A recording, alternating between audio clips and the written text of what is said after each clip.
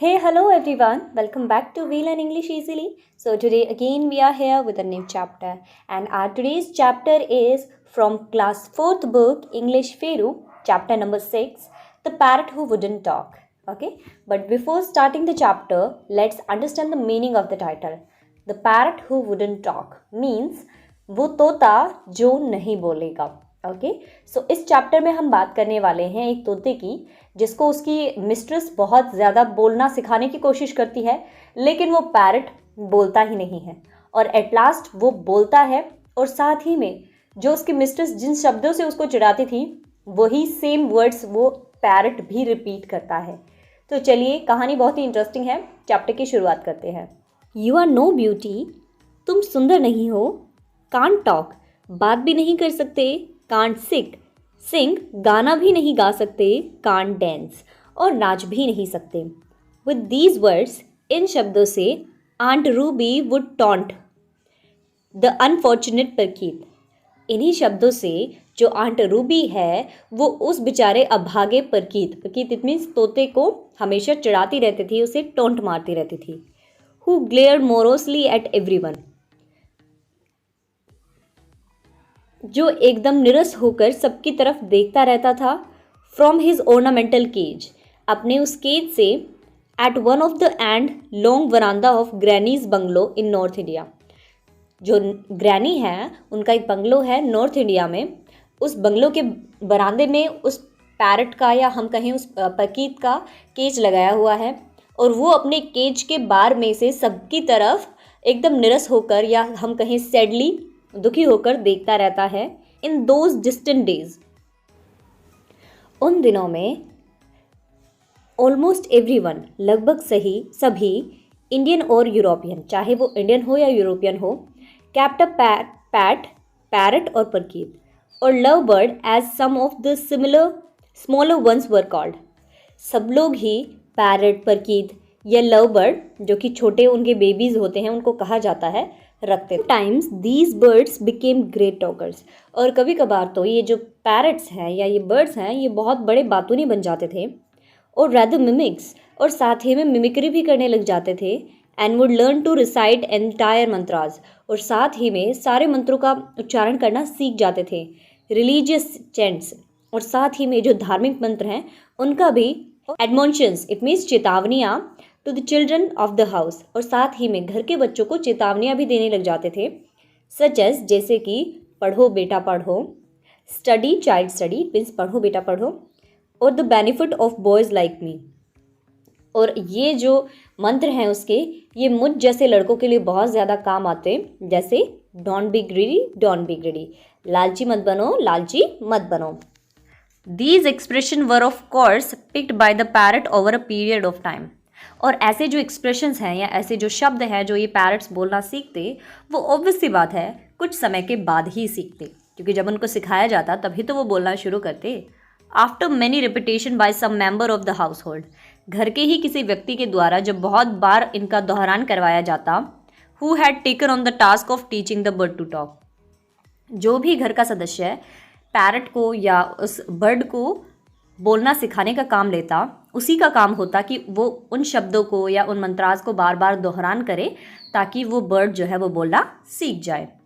But our parrot refuse to talk, लेकिन हमारे तोते ने तो बोलने से साफ इनकार कर दिया. He had been bought by aunt Ruby, इसको आंट रूबी के द्वारा लाया गया था. फ्रॉम अ बर्ड कैचर, एक बर्ड कैचर के यहाँ से. Who had visited all the houses on our road, जो कि हमारे जो घर के सामने जो रास्ता है उस रास्ते पर एक बर्ड कैचर था जो हर एक के घर में जाकर कुछ बर्ड्स देख के आया था. Selling caged birds ranging from colourful budgerigars to chirpy little munias and even common sparrows that had been daubed with paint and passed off as some exotic species. और साथ ही में वो अलग अलग तरीके के पक्षी भी बेच रहा था. छोटे छोटे चिकन्स भी थे उसके पास, और कुछ ऐसी स्पैरोज थी जो अलग अलग कलर से पेंट की हुई थी, जो अलग ही स्पीसीज लग रही थी स्पैरोज की. Neither granny nor grandfather were keen on keeping caged birds as pets, ना तो दादाजी और ना ही दादी जी इंटरेस्टेड थे कोई भी पैट रखने में एज अ बर्ड, या फिर कोई भी बर्ड रखने में as a pet. But aunt Ruby threaten to throw a tantrum if she did not get her way, and aunt Ruby's tantrums were dreadful to behold. लेकिन aunt Ruby ने ऐसा threat किया, मतलब ऐसे धमकी दी कि वो बहुत ज़्यादा गुस्सा करेंगी अगर उनको पेट रखने नहीं दिया जाएगा, और आंट रूबी के जो टेंट्रम्स है, जो उनका गुस्सा है, उसको कोई भी सहन नहीं कर सकता. एनीवे, चलो कोई बात नहीं. She insisted on keeping the parrot. उसने इंसिस्ट किया, उसने जिद की कि वो पैरट को एज अ पेट रखेंगी and teaching it to talk, और इसे बोलना सिखाएंगी. But the bird took an instant dislike to my aunt. लेकिन जो पैरट था उसको आंट रूबी बिल्कुल भी पसंद नहीं थी, एंड रेसिस्टेड ऑल हर. और साथ ही आंट रूबी ने जितने भी उसको प्रलोभन दिए उन सब से भी वो नहीं माना. मतलब आंट रूबी उसको किसी चीज़ का उसको लालच देती थी, वो उससे भी नहीं मानता था और बोलना नहीं सीख रहा था. Kiss kiss aunt Ruby would coo, putting her face close to the bars of the cage.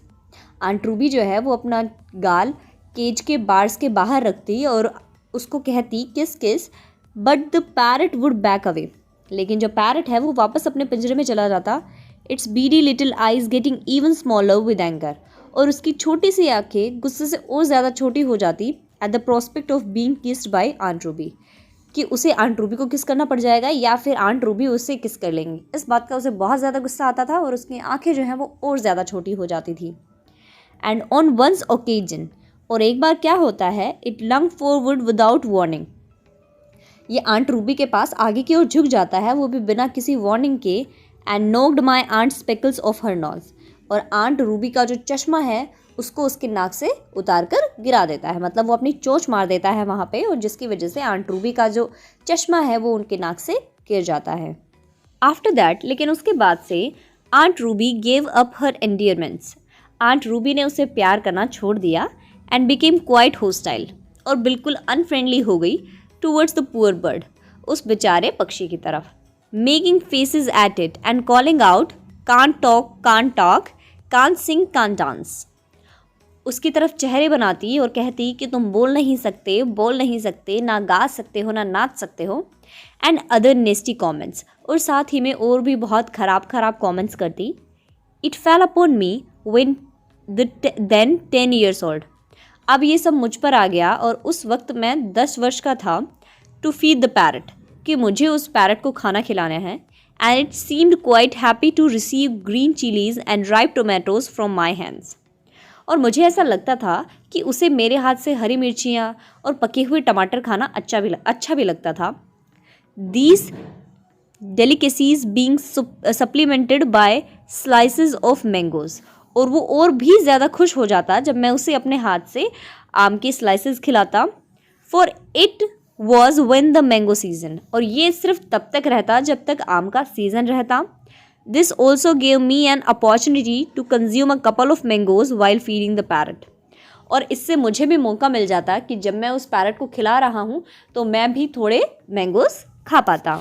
One afternoon, एक दोपहर, while everyone was indoors enjoying a siesta, जब सब अंदर थे और अपने दोपहर की नींद का आनंद उठा रहे थे. I gave the parrot its lunch, मैंने पैरट को इसका लंच दिया. And then deliberately left the cage door open, और उसके बाद मैंने दरवाज़ा जो है केज का उसे खुला छोड़ दिया. सेकेंड्स लेटर, और कुछ ही सेकेंड में, the bird was winging its way to the freedom of the mango orchard. जो पक्षी है वो आम के बागों में एकदम स्वतंत्रता से घूम रहा था. At the same time grandfather came to the veranda, और उसी समय ग्रैंडफादर जो हैं वो वरांडा में आए. एंड रिमार्क्ड, और कहा, I see your aunt's parrot has escaped. मुझे लगता है कि तुम्हारी आंट का जो तोता है वो बचकर कहीं निकल गया है. The door was quite loose, शायद जो पिंजरे का दरवाज़ा था वो ढीला था या फिर हल्का सा खुला रह गया.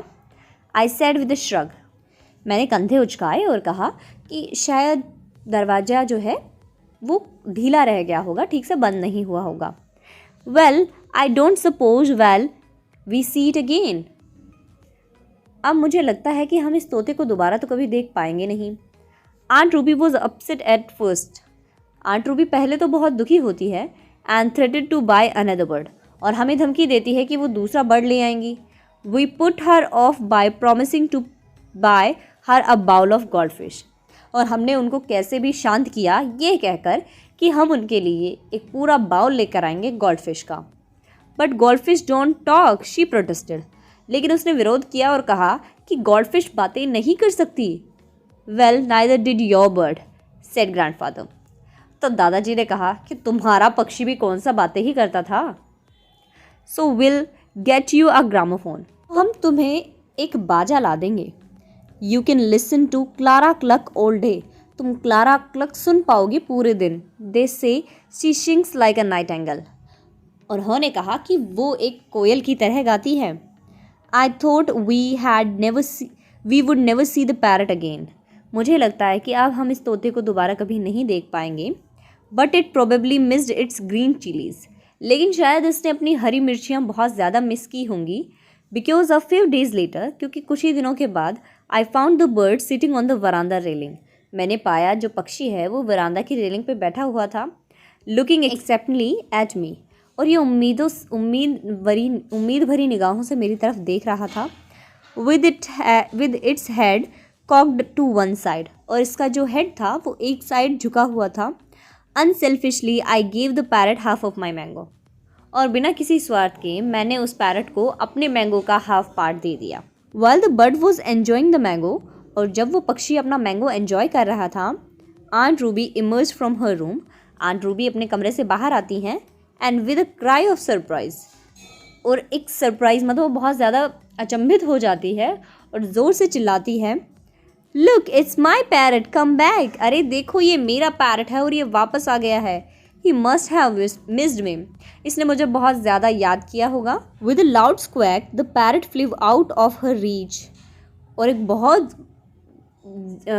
तेज फड़फड़ाहट के साथ पक्षी जो है वो उड़कर चला जाता है उसकी पहुंच से दूर। And perching on the nearest rose bush, और वहीं एक पास गुलाब के फूल की जो झाड़ी है, मतलब गुलाब के पेड़ की झाड़ी पर जाकर बैठ जाता है। Glared at her and shrieked in my aunt's familiar tone, उसकी तरफ घूरता है और मेरी आंट की जो टोन है उसी टोन में कहता है, you are no beauty, can't talk, can't sing, can't dance, तुम ना तो सुंदर हो, ना बोल सकते हो, न गा सकते हो, ना ही नाच सकते हो। Aunt Ruby went ruby red and dashed indoors, aunt Ruby गुस्से से लाल हो जाती है और अपने कमरे में चली जाती है। But that wasn't end of the affair, लेकिन यही बात खत्म नहीं हो जाती है।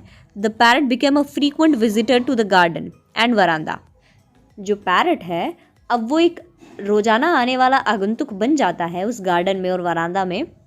And whenever it saw aunt Ruby, और जब भी ये आंट रूबी को देखता, इट वुड कॉल आउट, तो ये कहता, you are no beauty, you are no beauty, can talk, can sing, can dance, तुम बिल्कुल भी सुंदर नहीं हो, या तुम बिल्कुल सुंदर नहीं हो, ना तुम गा सकते हो, ना तुम नाच सकते हो। The parrot had learn to talk after all, और अंत में जो पैरट है वो बोलना सीख ही जाता है। कहानी लिखी गई है रस्किन बॉन्ड के द्वारा। आई होप आपको चैप्टर समझ में आया होगा। So if you want the question and answer of the chapter, then you can tell me in the comment section. My next video will be on the question and answer and the remaining book exercise of this chapter. But before going, don't forget to subscribe the channel and hit the bell icon. Thank you. Thanks for watching.